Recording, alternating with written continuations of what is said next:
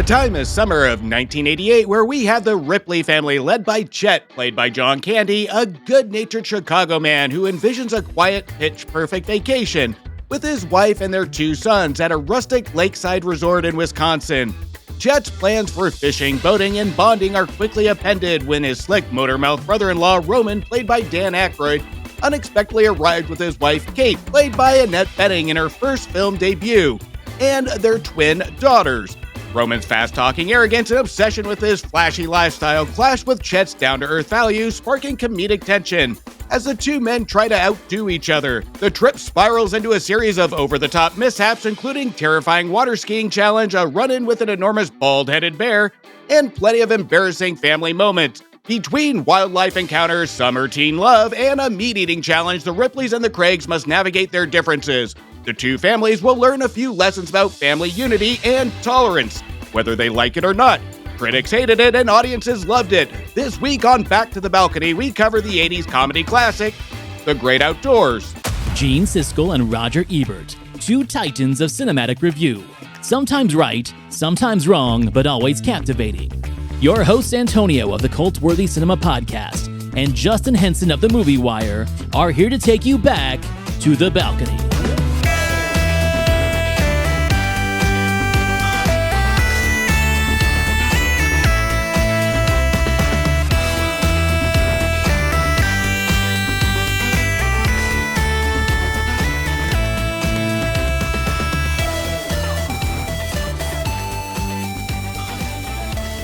Okay, so this one we knew was going to come to the table, and you couldn't be a kid in the 80s, 90s, or even today, for those that grew up with this film. I still remember seeing this movie as a kid in theaters, and I can still hear the laughter going into this movie and leaving. The audience's reactions going out of this movie was absolutely infectious. So I don't think we're going to have much debate on the quality of comedy this movie delivers. So I think this one is going to be a pretty easy conversation of the love of the great outdoors. Yeah, I mean, I saw this in the theater with my parents. This is exactly the kind of movie that we wish they would make these days. You know, it's the John Hughes machine, and we talked about this when we did our Dutch episode, right? Where we think that John Hughes saved his favorite scripts for himself, and then he passed on the ones that he liked but didn't love to directors like Howard Dutch, who did a bunch of his films, and Chris Columbus, and so on and so forth. This is probably, I think, the first time that I was able to see this kind of comedy in the theater. The first John Hughes movie I saw in the theater was Ferris Bueller, and I would say this is probably the second one written by. And what I love about it is it is a summertime movie. It is a camp movie, essentially.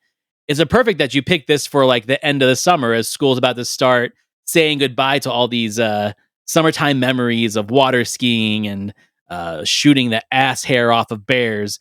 But I think that critics were overly harsh on comedies like this back in the day, unless they had, like, let's say, some kind of mature lesson at the end that didn't involve kids. And I think that is why they were so favorable of Planes, Trains, and Automobiles, is because you were literally dealing with these two adults. The second you start throwing kids in the mix with these critics, the second you start throwing like summertime teenage romances, or let's say philandering members of this group, that's when they start getting really irritated and annoyed and kind of salty at the content. Because honestly, there really is not much difference in the style of humor in this film than there is in Planes, Trains, and Automobiles. And Planes and Trains is cruder than this one. So when we get to the critique of this film, I'm going to have a lot to say. But just to kind of sum up my intro to this, these are the movies that we wish they still made. They don't make them like this anymore. And we were so lucky to have a whole decade of them between the mid 80s and mid 90s. And this is like one of the top three, I would say, of that particular genre. Well, they don't make movies and comedies like this anymore, and I go off on my show saying I hate comedies now because they're too safe. This one is safe, creative, and safe, but this one actually has a gimmick to it. This one actually has good comedic timing. This actually has memorable characters to it that actually Hughes put some time and effort into how these characters interact in these situations. We don't have a solid comedy with a lead performer that doesn't involve like John Cena today.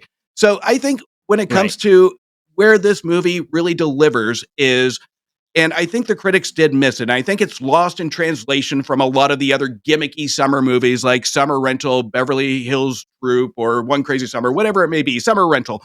So I think critics were just really exhausted of the idea of having a summer movie about summer and having a gimmick just kind of drive this movie. But this one isn't one of those that they don't recognize the talent, the power behind this. You could almost feel a family member take out slides, and these get these situations actually come from previous memories, whether that was Hughes, whether that was a story of a story being told. We can feel the family memories here. It's like almost watching an old, again, family video from the 50s, 60s, 70s of a family vacation. These stories came from somewhere, and we can see that on full display here, just up an octave that our Aykroyd character and Candy character takes us. And that's what makes it so engaging is a relatability that our audience really did have with this. And I think that's going to be a good debate between where the critics saw just another generic summer movie and where an audience really did relate with these characters. Well, I have a hot take. I think the reason why this movie is so relatable, especially at the time it came out, is because this is essentially the duality of Clark Griswold. Like if you took Clark Griswold and you split him in two, and his good side and his bad side, you have these characters. You have Chet and Roman. Chet is the nostalgic, family oriented, want to go back and like rediscover his youth and share his passions with his kids, Griswold mentality. Where Roman is the, let's say, the ad exec version of Griswold, who's kind of conniving and sniveling and has ulterior motives and is probably a little bit lusty after other people the way that Clark is when he's in that mode. So I do feel like this is Lampoon's Vacation adjacent. It could have easily been another Lampoon movie, but instead of taking the Griswold family and just putting them in the same situation again, he's taken the two different psyches of Clark, split them in two, and given those into very respectable comedians that can perform both sides of that coin equally well. Like John Candy is just this lovable guy who has a little bit of an asshole in him, but for the most part, lovable. That was his whole career, right? Where Aykroyd, unless he's playing like the sentimental father in a pseudo comedy, this is the Aykroyd we like to see. We like to see him be a little bit more upper crusty, a little bit more snivelly, a little bit more conniving because he does it so well. And the cast they bring along to support the people, Stephanie Faracy as Connie, Chet's wife, the perfect Beverly D'Angelo clone to put in as his wife. But then you have the Annette Bening character who's almost like the waspy wife who really just knows what she wants and wants what she wants and is very, again, like upper crusty, hoity toity, and pretentious. That brings another side of that character too, because Hughes writes that type of character very well. I think when you look at this film at the end of the day, it really is an amalgamation of everything Hughes does well with both that professional Chicagoan style, like the McAllister parents, and then the Griswolds, which are more of like the barely white collar middle class. Let's go to a theme park on a vacation family. And that's why it works so well. It takes everything that we love about what he's done in the past and just puts it in one. I love that you compared it. And I think it's a brilliant comparison of saying this could have been another National Lampoon's movie. And I'm glad it wasn't because this is almost Yeah. a Griswold opposite where we've had this conversation on Christmas Vacation where we do have Chevy Chase that matches the role of Griswold perfectly, a little bit self-absorbed. His intentions is to make him feel good. Here, the situations of where we have this family is the driver, where John Candy is just interacting on this subtle level of a lovable character that really truly wants to do right by his family by giving this nice vacation. His intent is to go back to his childhood, but that's the extent of it. He wants his family to experience this, but at the end of the day, he doesn't drive his family into forced situations. He allows the family to do what they want. So that gives a little bit of play for where these characters go. And we get a little bit more comedy coming from the Aykroyd character and the Candy character. And it's a perfect role for Aykroyd, because this is where you're right. He's at his best, where we have this just fast talking, just slick kind of salesman guy. And whenever you have Aykroyd speed talking, that's when you know it's going to be a great time. And this is a character that we really want. But we have that subtle empathy with him where we do have moments of something's not right here. We do have a little bit of sympathy of overplaying that character where we don't know what his true intent is. We get little breadcrumbs and we get little moments of, should I hate this guy or should I really just go on the journey to see what the ending results? We want to understand this character. And that's the opposite of what we have for Candy. That's just right up front and center on who he is.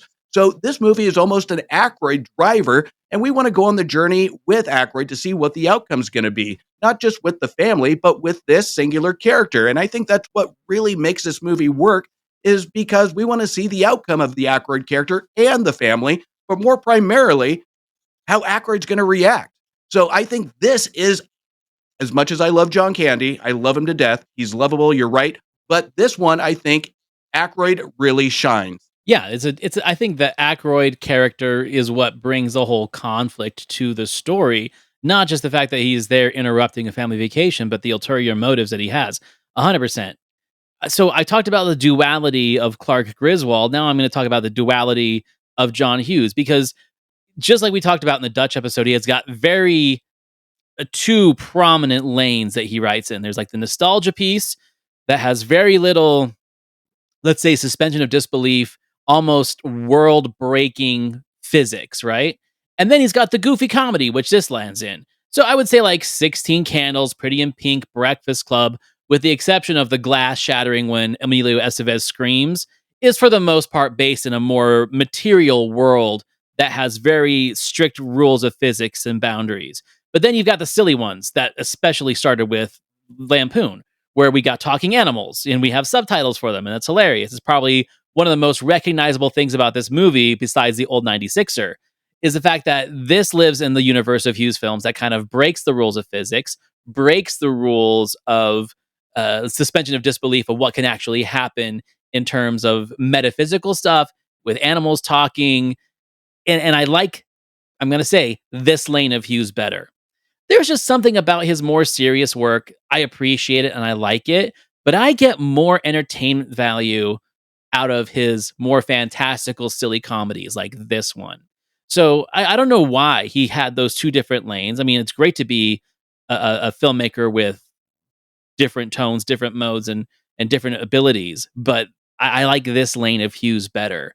Well, I think this shows Hughes' maturity at this point, and it's kind of an odd comparison given this type of movie. But as we see this movie play on, we have movies that like insert cringy dad jokes.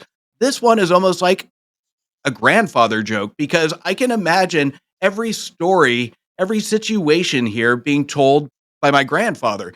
It's almost like, even from the talking animals, I can just go back to my childhood and picture each situation being told from a different point of view of a story and just having my imagination go wild with it. So this is where I think it really did reach audiences, is it brings back that family element to that core, where we can, at some point here, from the old 96er to the bald-headed bear, it's almost like you heard your grandfather hear a story from another story, and he's telling this exaggerated piece. And this is what collaborates this movie into just an over exaggeration of family vacation. And this is a family vacation movie that does it right, because all family vacations, if we were to go back and tell our childhood stories of our family vacations, I guarantee you they're going to be exaggerated. And if we were to make a film, it would be this one, because it is so outlandish, but still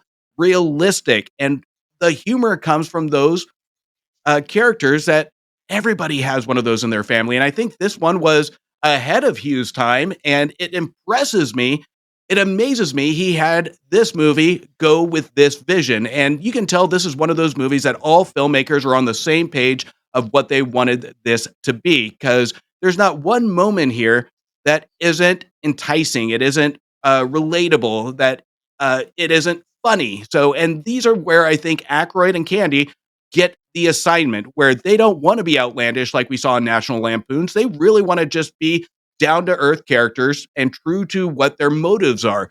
And that's what works here. I like the fact that like the characters, because Hughes does such great crazy characters, but essentially what they are is they are, let's say, heightened reality versions of people that could possibly exist. So for example, Wally, the Robert Prosky character, is essentially the Brian Doyle Murray character from Lampoons, who runs the KOA camp. The old man in the bar, the guy that gets struck by lightning. Everything and everyone is loosely based on some real type of person that's given a heightened sense of reality. And that is what makes this lane of Hughes so much more fun, is that those are memorable characters. Ferris Bueller is a great example too, like the valet parkers, the guy that runs the restaurant. Like these are real people, but they just have like a heightened sense of awareness, almost like they know they're in a movie. And I kind of like that. Now, I don't recall this movie breaking any fourth walls like Ferris Bueller does, but it definitely breaks, again, like I said, that suspension of disbelief where reality now goes into something more fantastical because that's what the joke is for.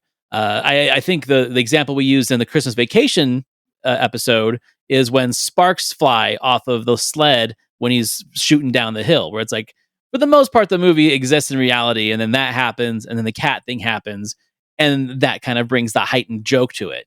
But that's one thing that I think people overlook is the characters are so memorable in Hughes films because they're really based on actual personalities and they're just heightened. He was a master at that. And this film is definitely a master class in that presentation of these characters, especially small town, vacation town characters that only see people from the city during the summer.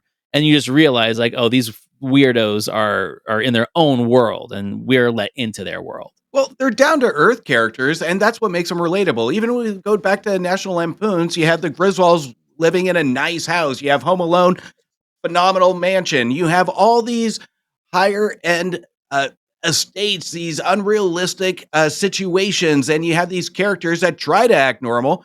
Here, we have complete normality between the characters, and that's where it's so easy to engage with them, to really like these characters, to really want to follow, and even to an extent root for them. Even the Dan Aykroyd character. So there's nobody here that's overacted. There's nobody here that really outperforms another. The chemistry just works. Even when we get to that scene where we have that argument between the family, it feels raw, it feels real, it feels like a real family argument that's not outlandish, where you have shouting or overdone. This is, again, where everybody gets the assignment that we are going to take this middle class family, place them in the woods, like most middle class families on vacation do, is just to kind of be there and see where they actually crescendo themselves in performances. Annette Bening does a fantastic job in her first role of being the main outlandish character, but it works. She's extremely green in this role, but based on Aykroyd's character, she bounces off that. And I think that's the most impressive thing about her performance here is that she reacts to the other performances to kind of stand out. So I think Benning's character really does tell a story of where she ends up in her career based on this performance. I mean, I agree with that part. I disagree with the first part where there's something about this movie where, like, when I see her performance, it's hard for me to imagine that this is her first performance because she has like the confidence of someone who's been in a dozen movies. And then it makes me think that she's been in a dozen movies before this one, but she wasn't. It was literally this movie. And then like she goes from that movie to The Grifters, like in 2 moves. Like that's a quite an impressive achievement. And then Bugsy right after that. And then she was almost Catwoman. That's a whole different story. So anyway, before we get to the critics' opinion of this movie, I got to ask you a question because this came out in June of 1988, summer comedy. Within like the same 2-week period, another fish out of water, city mouse to the country comedy came out starring Chevy Chase. And that movie was Funny Farm, another all-time favorite of mine. So the question is, which film do you prefer that came out in June of 1988? Are you going Funny Farm or are you going Great Outdoors? That is an impossible question because it's Funny Farm holistically. If I'm to look at it at a critic's point of view when it comes to filmmaking, I have to lean to Funny Farm. But my heart tells me The Great Outdoors because, and I would lean more to The Great Outdoors because of the main fact that I think critics didn't want to look at this beyond a surface level. They didn't want to look at how easy this would have been to be slapstick, to be overly done. And it really does have a good, simplistic message, and it stays true to itself. It stays true to the characters. So I think this is one that the critics just they couldn't get past just the silliness of just it being another comedy during the summer. I mean, you have other movies, like I said, like Summer School, Troop Beverly Hills, all these other summer movies. And when you're a critic, you compare that to these movies and you're just going to have that expectation. But for me, just for the nostalgia of it and just so it's so relatable, uh, I'm chasing my tail here, but I'm going to have to say my final answer is going to be The Great Outdoors. And I agree with you. Like, I could easily be contradictory and say, oh, Funny Farm's better. I love Funny Farm with a vengeance. But I think Funny Farm definitely does skirt the fine line between comedy and drama, because the drama and the human tragedy of that movie between like him and his partner and him and his career and then the whole town, there's a lot more stakes and heaviness to that movie. And the comedy almost seems like an afterthought, where this is just more fun. So, like, maybe the more cynical me would say Funny Farm, but I'll go with my heart and I say Great Outdoors over Funny Farm. And that is literally like, what half of the baby do you want? Like, seriously, it's a very tough choice to make. It is, but at the end of the day, I can rewatch Funny Farm 1,000 times. I can rewatch The Great Outdoors 1,000,000 times. Both movies are fantastic movies, but if it's a rainy day or it's, again, the summer, I can't go a summer without watching The Great Outdoors. This one's a multi-watch throughout the year versus Funny Farm. I have to be in a mood, but I will be happy to watch it at any point.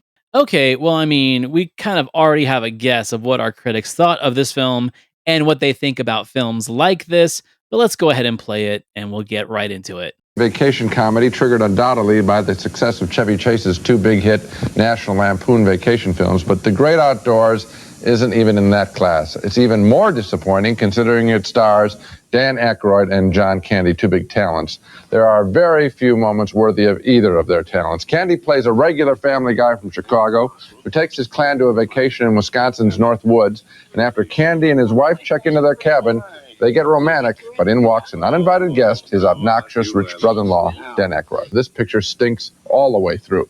Candy and Aykroyd are marvelous talent. Aykroyd has shown in past pictures that he's a better talent than Candy, who succeeded only for the first time last year with Steve Martin in Planes, Trains, and Automobiles. He fails when he's used as just an overweight wind-up toy, which has been his sad state in his career for far too long. It happens again here in The Great Outdoors. It's very disappointing. Aykroyd has a couple of throwaway lines that are funny, but that's it for what is a very, very weak film. I can't believe any of that. That's so harsh of a criticism. And once again, and we've talked about this now in 86 episodes that we've done. I hate it when Gene does this, when a movie is supposed to have a cohesive performance relationship, right? Where you have two leads, not a sidekick and a lead, right? Where you've got two leads who are co-billed and meant to share roughly the same amount of screen time and the same amount of humor and drama and interaction with other characters. That's what this is. Yet he is judging them as if they're in two different movies, as if they're each in their own movie and they're each the star of each, and talking about the performance and the characterization of what that person is, when literally they are written to be one cohesive unit. That's what this movie is. The conflict is between the two of them. You got the rich asshole and you got the working class guy, right? Tale as old as time, just put into a different package. And the way that they perform that is exactly how they should perform that. I don't need you to rewrite the movie to fit your idea of what the critique is. And I feel like he does that a lot, and he's especially doing it in this one, where he has an idea of I like Aykroyd in this movie, and I like Candy in this movie. Why aren't they doing what I like in this movie about two people who share the poster? The only thing that was missing from Gene in this one is comparing it to Neil Simon's The Odd Couple. It wasn't like The Odd Couple because this one, you have the formula. You have two contrasting characters. That's what adds to the conflict. That's the comedy. But what really bugged me about this statement from Gene is he goes after Candy specifically as a wind-up toy. This movie could have done a lot. They could have gone after and made his weight situational. They could have made him a stereotyped character. They don't. They don't even address it, except if you want to go to the steak eating 96er scene. But this one really does take the likability of Candy and have Aykroyd be the annoyance. That's the intent of these characters. Is you are going to have these odd couple characters on vacation, but they don't stereotype. You have Aykroyd that kind of borderlines a stereotype, but there's a level that we want to feel. We want to see where he's going. There's a conflict, internal conflict with him of what we see at the end. But I think this film does a great job of not playing the cheap shot of going after Candy's weight or making him a situational plot. He's not a wind-up toy in this because he is likable the entire time. He is down to earth. He plays true. This is probably the best role for Candy that is true to himself the entire runtime. Well, yeah, and that's the whole point of the movie is that it shows what nice of a guy Chet really is because he does not like Roman from the beginning. It's not like Odd Couple where they're friends first and then slowly grow to hate each other as they're forced to live together. He doesn't like Roman from the beginning. And even after all that, he still has like this fatherly duty and compassion to not only help him, but help the kids, help the situation, help the family unit be stronger. I think that's stereotyping that he's doing of this character and of this performance, I think is totally off base. And then Roger chimes in. I was shocked. You would think that with the names Aykroyd and Candy connected to a movie, you would have something funny, even if you only just shot a documentary of the two of them sitting around during their lunch break. That's my standard line. They threw away that stuff and just used whatever they had left. Now, this movie was written and produced by John Hughes, who also made Planes, Trains, and Automobiles, which is about another odd couple, Candy and Steve Martin, right, who go through a lot of adventures. Very it's almost film. as if he put all of his good stuff in that movie and then took all of the outtakes and put them in this movie, outtakes of his script, because this movie is lame and dumb and slow and no good.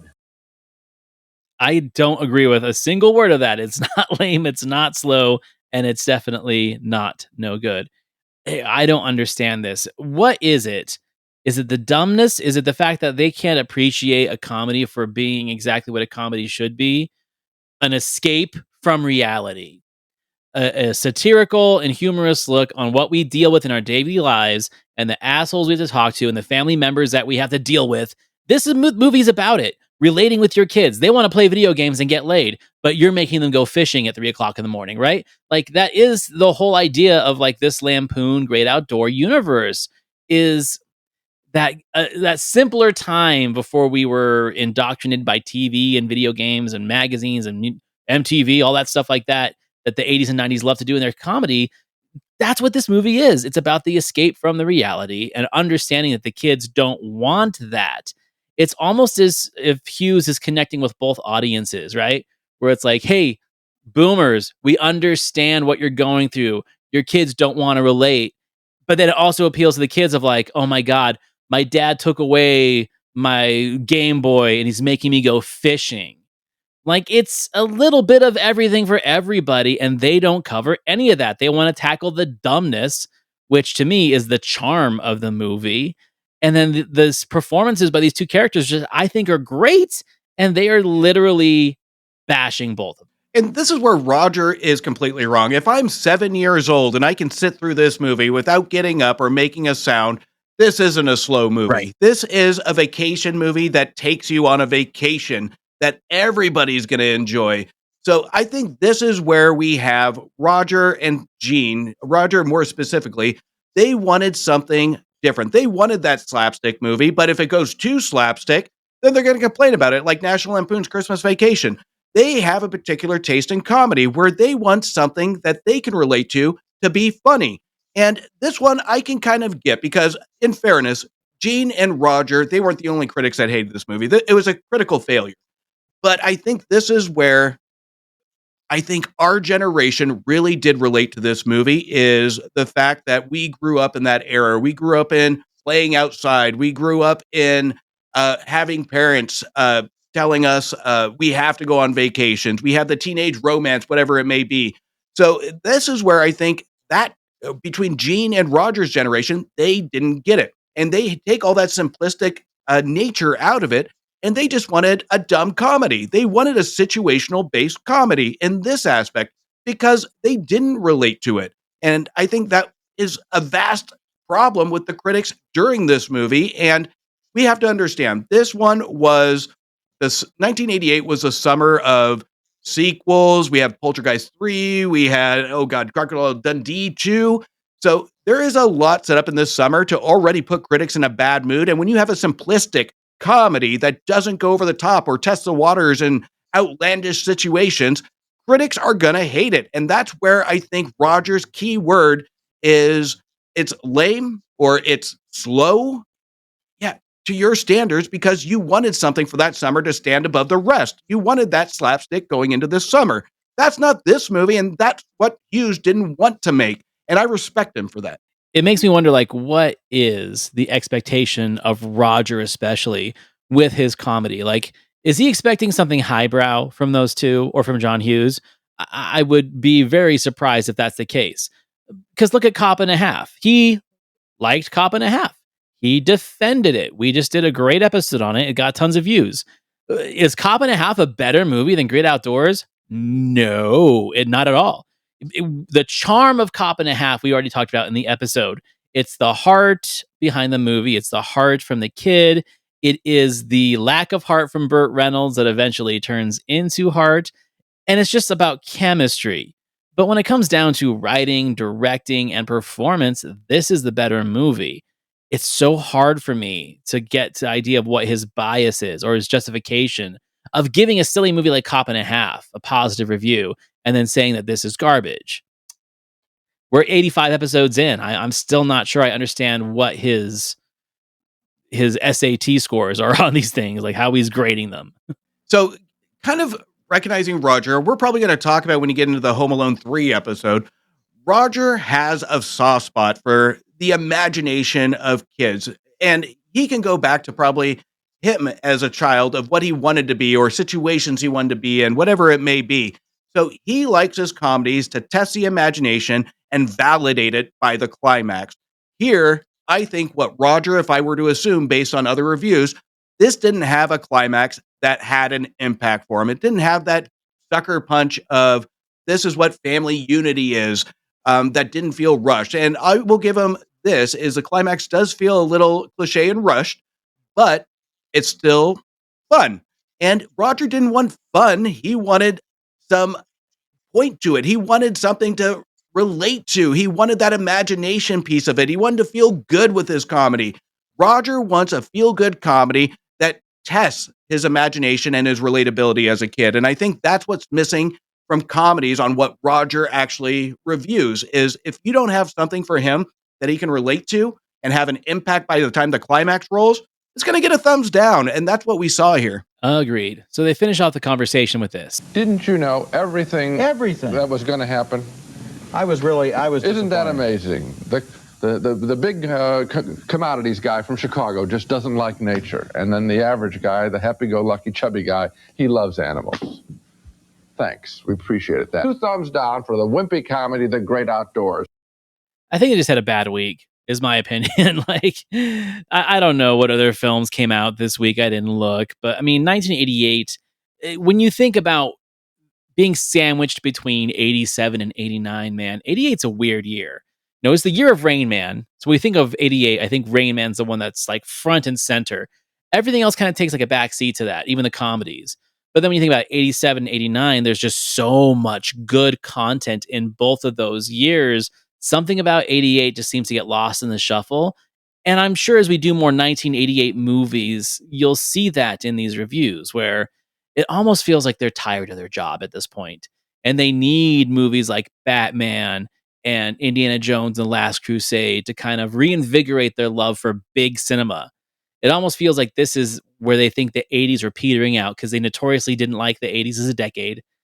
And then kind of bringing it back with 1989 and blockbusters. And then the indie renaissance of the early 90s really just kind of got their juices flowing again.